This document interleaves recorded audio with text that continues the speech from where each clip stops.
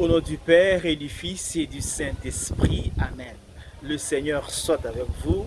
Frères et sœurs, nous célébrons le 4e dimanche de Carême, appelé traditionnellement les dimanches de l'Étaré.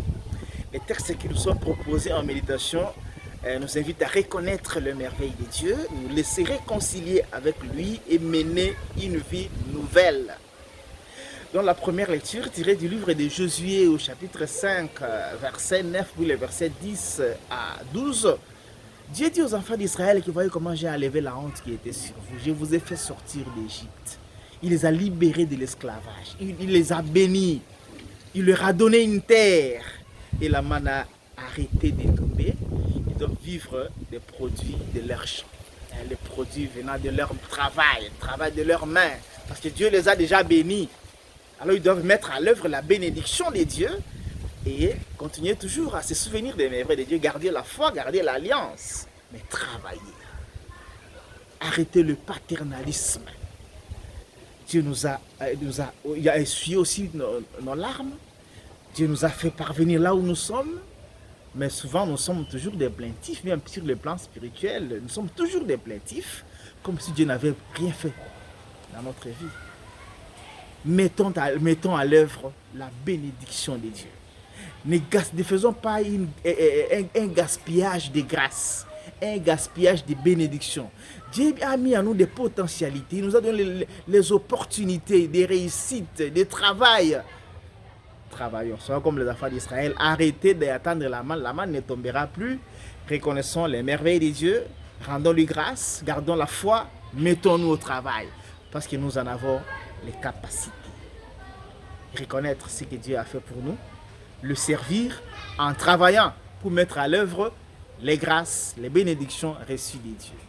Dans la deuxième lecture, tirée de la deuxième lettre de Saint Paul, l'apôtre aux Corinthiens, au chapitre 5, versets 17 à 21, Paul dit: celui qui est né du Christ, il mène une vie nouvelle. Il est devenu une créature nouvelle. Commençons par là. Qui est dans le Christ, tu es une créature nouvelle. Alors pose-toi la question, en quoi tu es créature nouvelle? Qu'est-ce qui fait de toi une créature nouvelle dans le Christ? Qu'est-ce qui fait de toi la différence d'ailleurs avec les autres qui ne sont pas dans le Christ? Comment tu mènes ta vie pour qu'elle soit différente de ceux qui ne sont pas nés dans le Christ, ceux qui ne vivent pas la vie du Christ?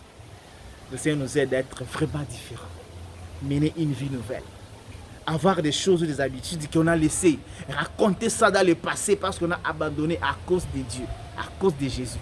Qu'est-ce que tu as déjà abandonné à cause de Dieu? Pour faire plaisir à Dieu, pour suivre les commandements de Dieu, pour honorer le nom de Dieu. Que le Seigneur nous aide à être vraiment des créatures nouvelles, nous laisser réconcilier avec Dieu, être aussi les acteurs de la réconciliation, nous laisser réconcilier avec les autres. Accepter la réconciliation, le pardon avec les autres, l'harmonie avec les autres, parce que Dieu a accepté de se réconcilier avec nous. Laissons-nous aussi nous réconcilier avec les autres. Le mot réconciliation, réconcilier, ça revient 5 fois dans cette lecture, l'insistance. Laissons-nous réconcilier avec Dieu, laissons-nous aussi réconcilier avec les autres. Dans la lecture de l'évangile tiré de Luc, chapitre 15, versets 1 à 3, puis le verset 11 à 32, c'est la parabole de l'enfant prodigue, appelée aussi la parabole du Père miséricordieux, mais que je proposerai comme la parabole de la vraie fraternité. En fait, les pharisiens s'étonnent que Jésus mange avec les pécheurs. Alors Jésus leur donne maintenant un enseignement. Il y avait un homme, il y avait 2 fils. C'est pour répondre à la question, c'est pour corriger leur manière de voir des choses et qui doit les péchés des autres. Et alors, dans la parabole, il y a 2 fils, en fait 2 pécheurs. Un pécheur conscient, humble, et un pécheur vantard, plutôt spirituel, qui ne connaît pas qu'il est pécheur. Le cadet, il se reconnaît pécheur. D'abord, il a mal fait. Il a demandé l'héritage avant la mort de son père. Il est parti. Là-bas, il a souffert. Il a eu la conscience d'avoir mal agi. Et il demande de revenir. Et il décide de revenir. Il va se réconcilier. Voilà un bon pécheur qui reconnaît ses péchés et qui va vers le Père. Et l'aîné, il ne reconnaît pas ses péchés. Vous voyez comment il se justifie. D'abord, il considère être dans la maison de son père comme s'il était un employé, que le père devait lui payer. Et lui refuse d'entrer dans la réconciliation parce qu'il ne s'y reconnaît pas pécheur. Nous sommes nombreux, comme l'aîné, nous ne reconnaissons pas nos péchés. Alors le nœud de la parabole est de savoir que nous sommes tous pécheurs, nous tous nous avons besoin de la miséricorde, tous nous allons, le Père qui nous aime, il est miséricordieux envers tous, envers ceux qui ont péché et ceux qui pensent qu'ils n'ont pas péché, envers ceux qui sont doigtés comme des pécheurs et ceux qui refusent d'être des pécheurs. Il est miséricordieux, il nous accueille tous, nous aussi, accueillons-nous les uns les autres et surtout arrêtons de diaboliser les autres, comme l'aîné est en train de diaboliser les cadets. Ça, c'est la fausse fraternité, celle qui voit le mal seulement chez l'autre.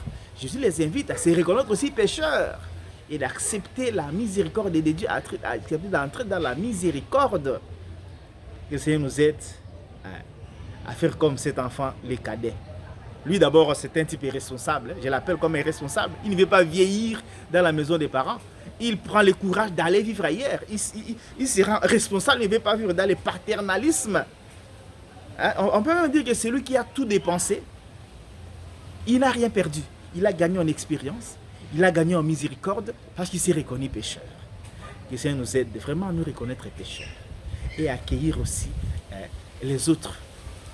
Faire aussi comme ce que le Père fait pour accueillir. Nous aussi, accueillons-nous mutuellement parce que nous sommes tous des pécheurs. Mais il faut toujours se corriger, se montrer le chemin de ça. Que Dieu nous aide à nous réconcilier avec lui, à mener une vie nouvelle et à être reconnaissant. Bon dimanche à toutes et à tous. Que Dieu Tout-Puissant vous bénisse, le Père, le Fils et le Saint-Esprit. Amen.